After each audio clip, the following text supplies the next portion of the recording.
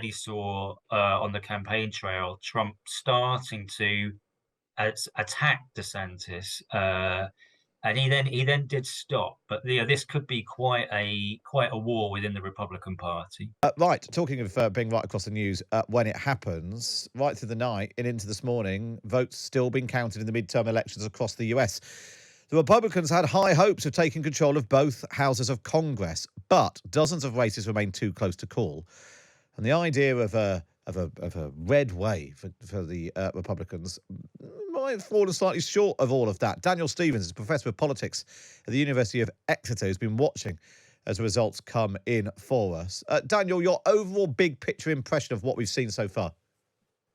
I think as you've characterized it, there we were thinking that there might be a Republican wave in this election, and the Democrats were facing some very severe headwinds in terms of low approval ratings for Joe Biden, a poor economy, high inflation, and just the history of midterm elections. It's a big question here because in certain slight political weirdos, not I'm not calling you a weirdo, Daniel, but British politicos who take a detailed interest in particular counties and so on, it can disappear to the weeds a bit. The big question that lots of people in the UK will be asking was, what does this mean for the possible return of Donald Trump? Is it more or less likely? We've just got a little clip out. This is Mark Lotter speaking to Times Radio. He was Donald Trump's director of communications.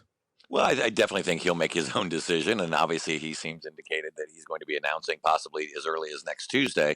And I don't think these results will have any impact on that. I think the biggest thing he'll be looking at are the same things that the American people are dealing with, whether it's the gas prices, the inflation, the problem that the horrible withdrawal from Afghanistan, the things that we're seeing on the southern border.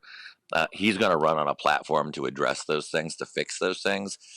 It'd be, obviously having more Republicans in Congress makes that easier, but also, in a way, I could actually make an argument where that would actually strengthen because they won't have a big enough majority to push things through, and so he can campaign on fixing these problems that President Biden has caused. Daniel, what's your assessment of what this tells us about the likelihood both of Donald Trump throwing his hat into the ring, but also him getting the Republican nomination? I don't think it. I mean, I would agree that I don't think it changes. Nothing here changes what's likely to happen next week. So all the signals are that next week, November the 15th, he makes this promised speech from Mar-a-Lago, and we assume that he's going to announce that that he's running again, essentially. But the context for that, I do think, has changed just a little bit, because I suspect that what he was expecting was that he would be, announcing a week after the midterms in a context where Republicans had done very well, and in particular the candidates that he had backed, enough of them anyway, had done well, that he was going to be in a very strong position. I don't know how much he'd thought about Ron DeSantis's own re-election in Florida at the same time. Now, but the context actually turns out to be, at the moment, that the Trump-backed candidates in both Senate and gubernatorial elections haven't done particularly well, or well at all so far, although we're still waiting for some results. And meanwhile, Ron DeSantis has won spectacularly in Florida, and Republicans in general have done very well in Florida with that sort of DeSantis brand. So I think Trump's in a weaker position in terms of his reputation and his likelihood to be renominated than he was yesterday. So, and let's just focus on the sort of couple of takeaways that people might take from this. You mentioned Ron DeSantis. His result in Florida basically is so strong that people think that this puts him in the very close to the top of the list for Republican alternatives to Donald Trump. Daniel. Yes. Yeah. Absolutely. He is the leading alternative. He's sometimes characterized as being he's one of these people who has become more Trump-like over time, and was a Trump Trump acolyte initially, because he was a member of the House. He then ran for governor, a sort of ordinary member of the House whose career was really transformed by Trump initially. He's quite Trump-like, but sometimes characterized as Trump with a brain. So that sort of, and he's been a successful executive in Florida, or seen that way in terms of elections. What's going to be interesting now is certainly the alternative is, how is all this going to pan out? We already saw on the campaign trail Trump starting to attack DeSantis, and he then did stop. But this could be quite a war within the Republican Party. And then the other result that everyone is obviously talking about is the result in Pennsylvania, which actually we were talking on the show about last week. John Fetterman, who didn't have he struggled a bit during the campaign. He had a stroke in May, has faced questions about his health and some of his responses in a televised debate.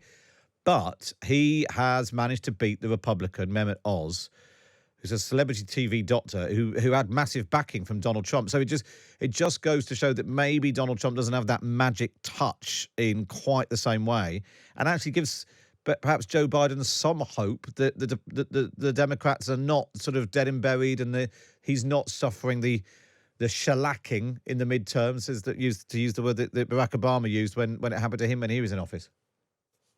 Yeah, very, very much so. So the Pennsylvania Senate race is an example of what I was referring to earlier. Where the Mehmet Oz, the Trump-backed candidate, who beat some more established Republicans from Pennsylvania in the primary, but with Trump's backing, then proves to be not a very strong candidate in a race that the Republicans they had an incumbent senator who retired, that they really stood a very, very good chance in. So that's certainly part of the story there. In terms of Biden and the Democrats, I think that this is still something we haven't, we're not so focused on yet. But part of the story of these midterm elections is, how did the Democrats do so well? It certainly does give them hope because, as I said at the beginning, the historical precedent, Biden's low approval ratings, high inflation, all these things led people to think there might be a red wave. So why wasn't there a red wave? What is it that the Democrats did right, if you like, setting aside what Republicans might have done wrong? And I think the early signs are that the abortion issue, for example, did mobilize a lot of Democrats to vote, particularly women. And that's the overturning of Roe versus Wade, which has become such a sort of slight anathema to Brits, but such a massive divisive political issue in America. But the Democrats are pro-choice. You feel like that has become an issue which has basically got people out and voted. Yes, I think so. I mean, there were stories very early in the campaign after this Supreme Court decision. So back in early summer of increased registration rates. So Americans have to register themselves before they vote. So registration rates were increasing, particularly among women again. And it was an issue that they felt sort of worked for them in terms of, most Americans, in terms of public opinion, don't want to ban abortion or limit it to the first 6 weeks, the sort of extreme positions that are out there in the States. Yeah. And so, this seems to have brought a lot of people to the polls. And if you thought abortion was the most important issue in this election, then you were almost certain to vote Democrat. Yeah. It's really interesting that. Really appreciate your time today. It's Daniel Stevens, Professor of Politics at the University of Exeter, just putting some of these midterm results into some context for us. And of course, as and when there are developments, we will of course bring them to you here on Times Radio. Busy old day ahead. Disunited Kingdom's coming at 11. We'll bring you political news from the four corners of the UK. And then at 12, PM Q's Unpacked will pause the action live from the House of Commons.